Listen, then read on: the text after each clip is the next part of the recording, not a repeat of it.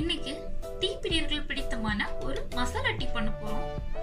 அதுக்கு 2 பட்டை எடுத்துக்கோங்க, 2 கிராம்பு எடுத்துக்கோங்க, ஒரு துண்டு இஞ்சி எடுத்துக்கோங்க, 2 ஏலக்காய், புதினா 3ல இருந்து 4 இலை எடுத்துக்கோங்க. அதுக்கு முதல்ல நெஞ்சி இந்த ஏலக்காய் இடிச்சுக்கோங்க. ஏலக்காயோட சீடு வந்து நல்லா இடிப்படணும், அப்பதான் அந்த வாசனை உங்களுக்கு கிடைக்கும். 1.5 கப் பாலுக்கு 1/2 கப் தண்ணி எடுத்துருக்கேன். சில பேருக்கு திக்கா இருந்தா தான் ரொம்ப பிடிக்கும், ஸோ அதுக்கு ஏத்தாப்புல நீங்க எடுத்துக்கோங்க. ஆனா மசாலா டீ வந்து தண்ணியா இருந்தா தான் நல்லா இருக்கும். உங்களுக்கு எப்படி வேணுமோ அந்த லெவலுக்கு நீங்க தண்ணி எடுத்துக்கோங்க. அடுத்து இடிச்சு வச்சிருக்க இஞ்சி ஏலக்காவை இதுல ஆட் பண்ணிக்கலாம்.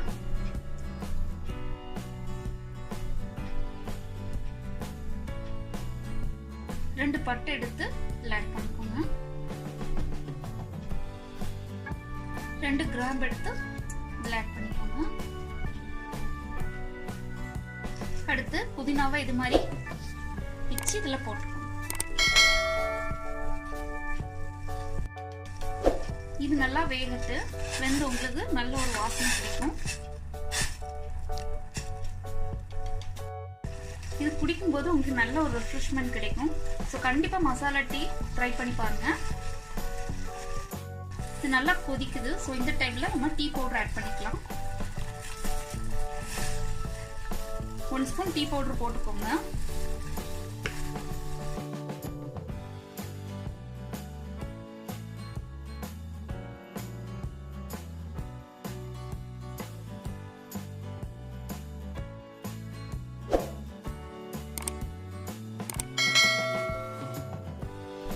இந்த டைம்ல 1.5 கப் ஃப்ரெஷ் மில்க் ஆட் பண்ணிக்கோங்க.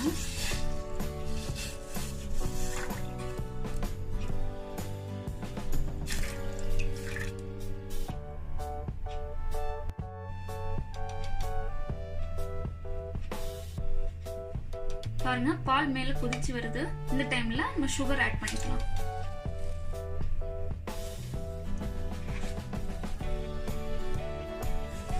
சுகர் வந்து உங்களுக்கு டேஸ்ட் பொறுத்து போட்டுக்கோங்க. மசாலா டீல சுகர் அதிகமா இருந்தா தான் டேஸ்ட் நல்லா இருக்கும்.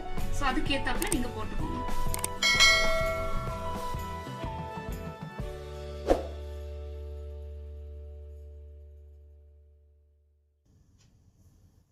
பால் கொதிச்சதுக்கு அப்புறம் சிம்லி 2 மினிட்ஸ் இந்த மாதிரி வச்சுக்கோங்க. வச்சுட்டு ஆஃப் பண்ணுங்க. அப்பதான் உங்களுக்கு அந்த கலர் எல்லாம் நல்ல மேல வந்து அழகா இருக்கும். ரெடி ஆயிடுச்சு. ஸ்டவ் ஆஃப் பண்ணிக்கோங்க.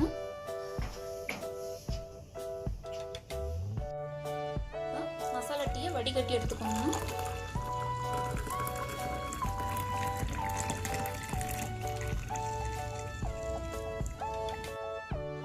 அடுத்து ஒரு கிளாஸ் எடுத்து நல்லா ஆத்திக்கோங்க.